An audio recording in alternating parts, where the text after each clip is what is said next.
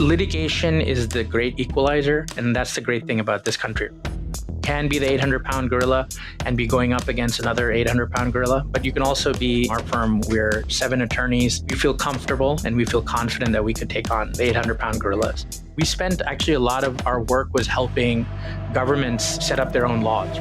Welcome to Celebrating Justice, presented by the Trial Lawyers Journal and CloudLex, the next-gen legal cloud platform built exclusively for personal injury law. Get inspired by the nation's top trial lawyers and share in the stories that shape our pursuit of justice. Follow the podcast and join our community at triallawyersjournal.com. Now here's your host, editor of TLJ and VP of Marketing at CloudLex, Chad Sands. Welcome back, friends, to Celebrating Justice. In this episode, we hear from Texas-based trial lawyer Murtaza Sutarwalla. The son of an Indian immigrant, Murtaza shares his journey from the halls of corporate law to landmark litigation against Meta and an ongoing fight to stop human trafficking. To get to the stories, I asked him, why did you want to become a trial lawyer? Not to be too bombastic, but trial lawyers are sort of superheroes in their own way, right? You know, they come up against some really big corporation wrongdoers and you get really a chance to fight for your clients. So my story was my dad immigrated here from India and it always like comes back. He himself had $1 in his pocket when he landed here in the 70s. He always reminds me of that he started off with $1 in his pocket at the airport. I went to law school. I was thinking that I was going to do big law, corporate law. And that's what I started off for the first 7 years of my career. I was representing large corporations, governments around the world. I worked in Washington, D.C., and then I worked in the Middle East for a few years and really got to learn what it means to be a good lawyer with the training you get at big law firms. But I felt like when I set up my own law firm, I saw that my clients were needing not just somebody to be very niche. So I was drafting contracts, M&A contracts for billion-dollar transactions. That's what I did for my first 7 years. I was helping the rich become richer, right? So there was always something in the back of your head, your heart that's saying, what can I really do with this law degree? So when I got a chance to set up my own law firm, I was representing smaller businesses, smaller clients on their day-to-day. And many times the conversation would be like, look, we're in litigation. What can you do? And I was like, I'm not a litigator. I'm a corporate lawyer. I can do all your contracts. And then I teamed up with my high school buddy. We went to high school together. My partner now, George Edwards, and he was a litigator. So we had a very common way of coming together. And he took me under his wings. I think it's like what Captain America, when he passes the shield off to the new Captain America. We joke about it many times at the office. He trained me, he mentored me, and in litigation, I've been now doing it. I say that I've been doing it now for 12 years, being a litigator. And I've used the skills that I learned in my early career on tenacity, due diligence, and really understanding how corporate structures are set up. And in my personal injury and trial practice, it's amazing how it comes into play. Like I know what the other side is when they're telling the truth and when they're lying. And that's sort of the little bit of the superpower that I have. But that's really sort of what I'm known for is I know how businesses operate and we can use that to help our clients, the little guy, get justice from those businesses. You mentioned that you worked in big law and even overseas in Dubai. Tell me a little bit about those early years then. And did you always want to go to law school? I thought I was going to become a doctor for the longest time, or at least my parents wanted me to be a doctor. When I got to undergrad, I took one class on immigration law, on Asian Americans and immigration. And that just blew my mind, right? Like I was like, this is all the things that I love. I know a lot of teachers growing up would tell me, are you going to be a lawyer? And I don't know if they meant that. Now you think of it as a compliment when they tell you. But I think now it's just telling you because you argue a lot. It was a very quick decision in undergrad to go to law school. And I was the first in my family to go to law school here.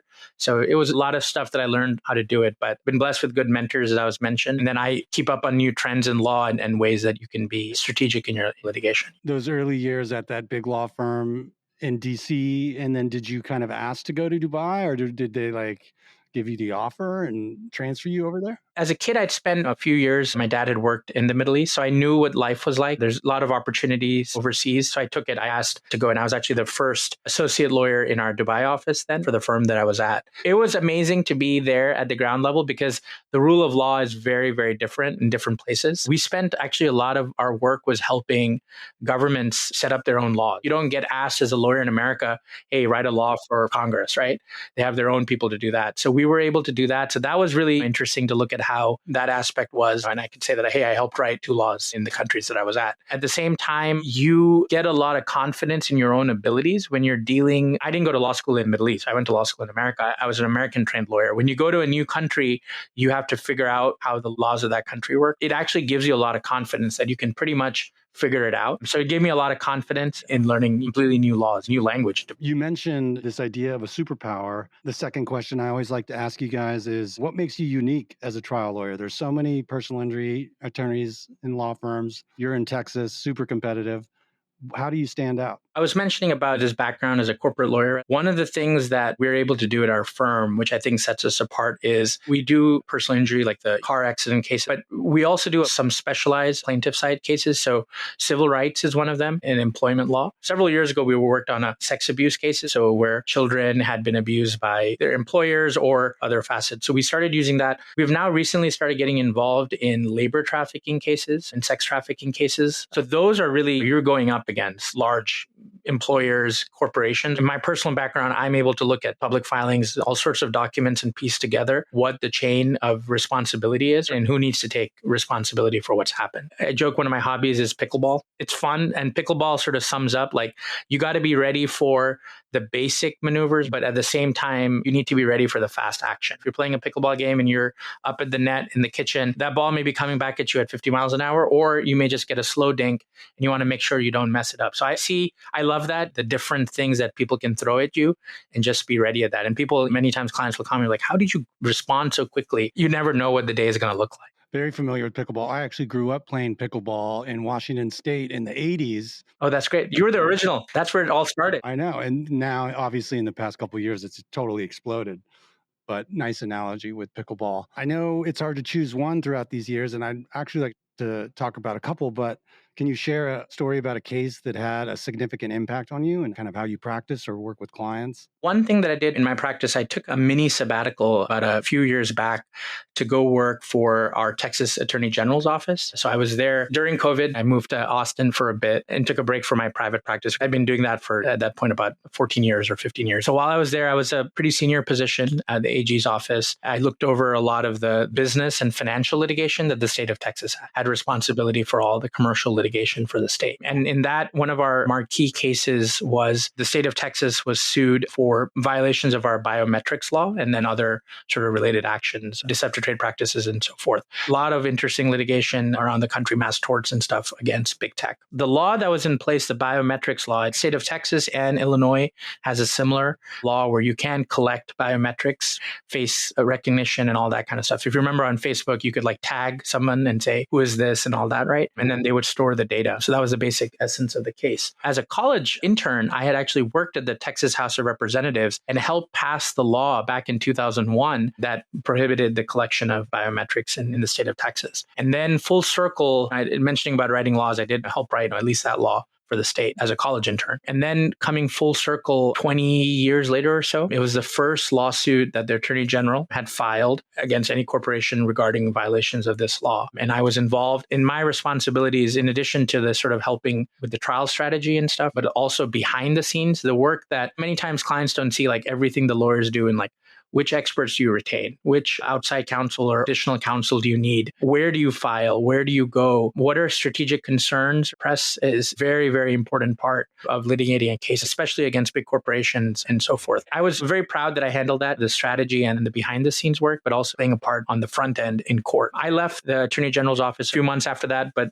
recently they announced, as public knowledge, they settled the largest settlement in Texas history, $1 billion that Meta is going to pay out to the state of Texas, which is going to go directly to many important projects. At a macro level, I think that's one of the cases that I'm the most proud of, that I was able to be involved during my time. You mentioned how different countries have different laws and also different states in the US have different laws. It sounds like Texas and Illinois had similar laws in terms of, hey, companies, you can't just collect biometric data from people who live in our states. Facebook was actually doing that because if you tag someone on Facebook, like Facebook's going to store that photo and that facial recognition for whatever they may want to do with it in the future. And even if you weren't on Facebook, they'd still be able to store your data as well. Yeah. So like, if you have tag your kids, they keep that too. Or at least that was the allegations. Yeah. You guys brought litigation against Meta. Talk a little bit about the Meta law team and what it was like going up against them, because I'm sure they're very nice people, but there's also very difficult and good lawyers. One of the benefits when you litigate, standing and venue are important issues. To be able to file a suit, you got to have a piece of the thing. So at least for the state of Texas, it's representing the government. But venue is also interesting. Typically, you file where the defendant is based. For many years, big tech basically are based out of Northern California, San Fran, Silicon Valley. They get a little bit of a home field advantage being there in the jury pool. When you're representing the state, you get the flexibility of filing in any of our 254 counties. We're a big state. So we picked a county. I sort of had a feeling that we had a home field advantage there in Marshall, Texas. So it's out in Northeast Texas, small. It used to be historically known for a lot of patent litigation back in the day. So they know how to handle these high-tech kind of cases. But yeah, we showed up one Monday morning. I recall it was the day after the Super Bowl. Attorney General Paxton was there, and then his team and the lawyers standing in front of the courthouse in Marshall, Texas. And we're like, hey, we've sued you for in excess of $1 billion. So that was a cool moment. All the newspapers, Wall Street Journal and so forth were there. So it was a good moment to get that kicked off like that. And that was part of the thing, right? The strategy was like picking a place where we knew they tried taking to federal court. We had a federal court next door to the state court. That is a small town, but it does have a federal court there. So there were a lot of built-in advantages of going to Marshall. Doing some research and picking that home field advantage. But it sounds like the litigation went on for years and then just recently settled. Is that right? I'd left by that time. My sort of stake was helping on the law, first of all, many years ago to get it to a position and then getting the litigation set up. And it was the first sort of landmark litigation on this law. Did you learn anything specific that you can kind of share about Meta and their practices and how nefarious it was? One thing that we saw was litigation is the great equalizer. And that's the great thing about this country, right? That you can be a government entity, you can be the 800-pound gorilla and be going up against another 800-pound gorilla. But you can also be our firm. We're 7 attorneys. We feel comfortable and we feel confident that we could take on the 800-pound gorillas. That part of it for me personally was just the confidence in my own abilities, just got reassured that we could do it. And that's the cool thing about litigation and trial law. You also talked about what you guys are doing at ESS Law Partners and touched on some labor and human trafficking that you guys are starting to focus on in some of those cases. In Trial Lawyers Journal, Volume 1, there was a story about a nonprofit in Santa Barbara, California that helps victims of sex trafficking. When I spoke with them and learned a lot that especially in California, Santa Barbara is kind of in between LA and San Francisco. So there's kind of this corridor that moves up Southern California from San Diego into LA up to San Francisco with sex trafficking. And just curious to hear what kind of cases and stories that you have around those types of cases. Human trafficking is unfortunately pervasive in our country. It's something that I think it's going to be the story of our generation, that what do we do to stand up to it? And I think the law is there on the books, both at the state level and the federal level. So there's a protection act, I think it's called the Trafficking Victims Protection Act, which is a federal law. And also our state has its own analogous law against labor trafficking, human trafficking, sex trafficking. And I think we're seeing right now in the contours in the political legal immigration, you hear that every day, right? Depending on what channel you tune into, one side says it's wrong and the other side is unfair to the people who are here.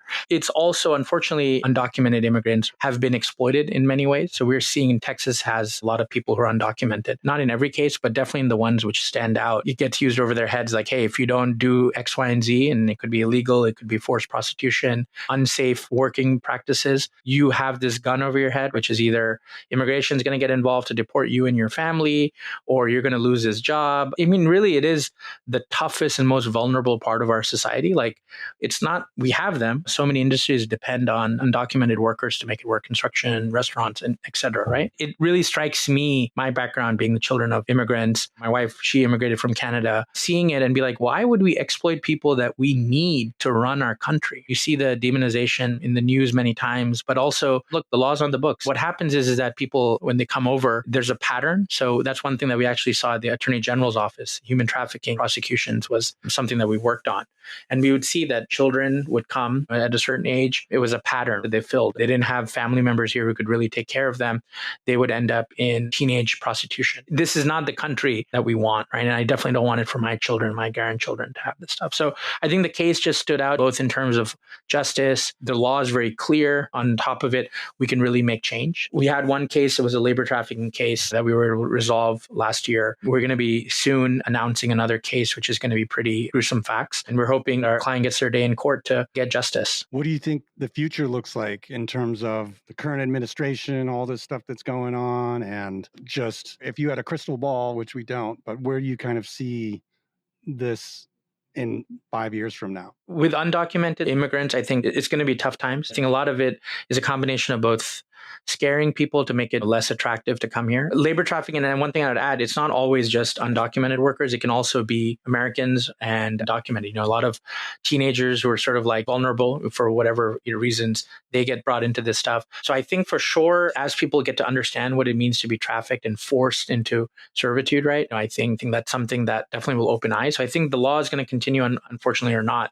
I think these issues are going to happen. You can see in the news, the P. Diddy case, right? The Tate brothers, stuff that they've been alleged to have done overseas, that all hits on trafficking. Epstein, I think the Epstein case is still there's a lot more to be found out about that. I mean, obviously it's a very complex issue, but what steps should we as the country be taking maybe to help right this ship or end this huge underworld of human trafficking? So I think we need to make it as the trafficking basically goes on. Hey, you can profit from taking exploit them and take advantage of that for money. That's really what it comes down to at the end, control and money. So I think if we make it as less profitable or more damaging financially to the people who do it, I think it's going to send a message, right? Like, I think if a judgment comes in, take the Diddy case, for example, if those allegations are proved to be true and he's found to be liable, he's multi-million, if not near $1 billion, is going to take a sizable judgment to make people realize that they can't do that. And again, I know that's a little bit of an outlier case, but there are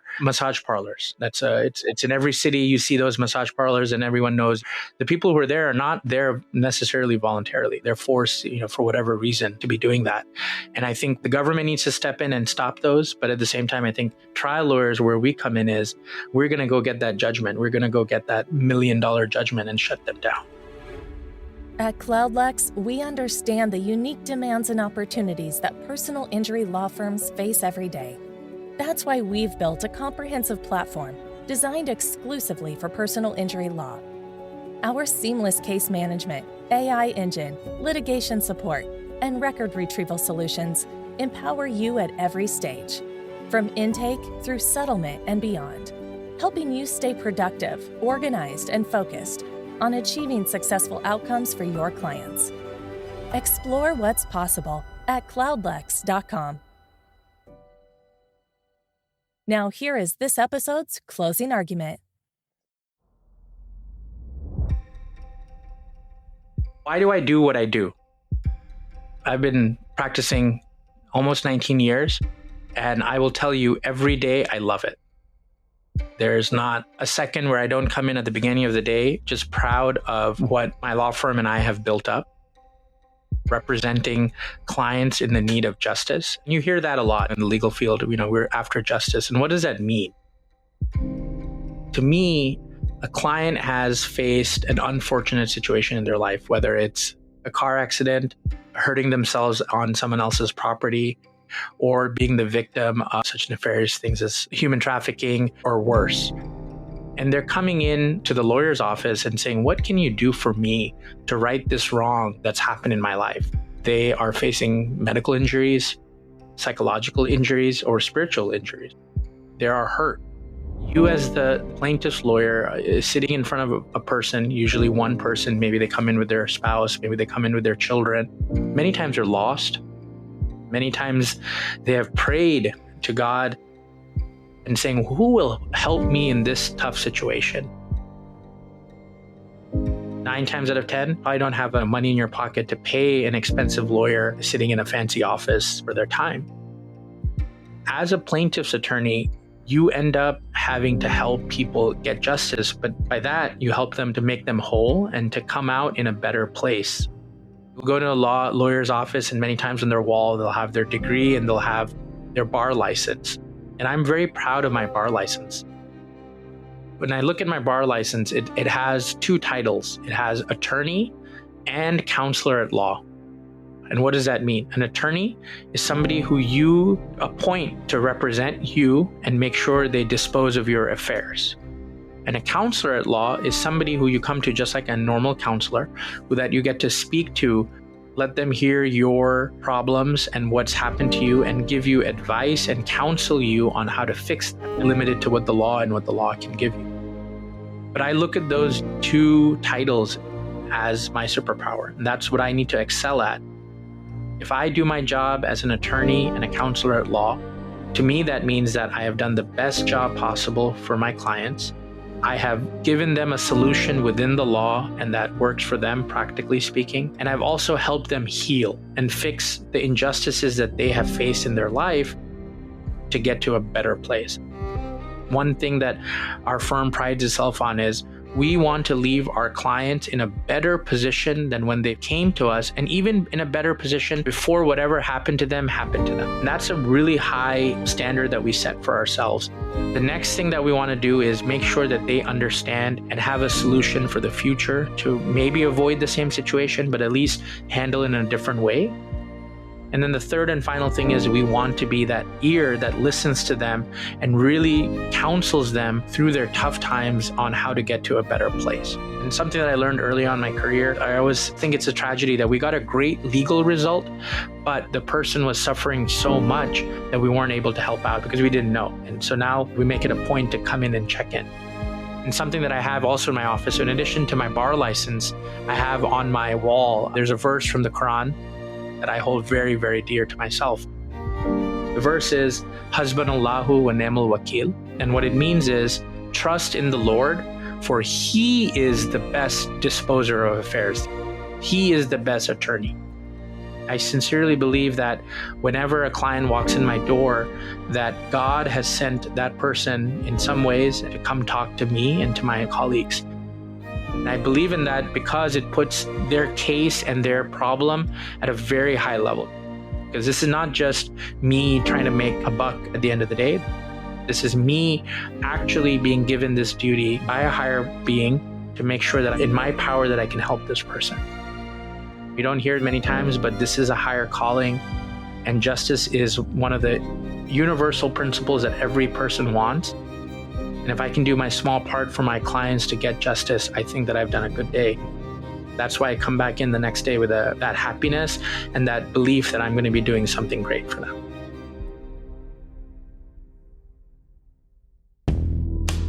That was trial lawyer Murtaza Sutarwalla. Thanks for sharing your stories. To learn more about Murtaza and his firm, visit their website, esslawpartners.com. All right, I'm Chad Sands. See you next time. You've been listening to Celebrating Justice, presented by CloudLex and the Trial Lawyers Journal. Remember, the stories don't end here. Visit triallawyersjournal.com to become part of our community and keep the conversation going. And for a deeper dive into the tools that empower personal injury law firms, visit cloudlex.com/TLJ to learn more.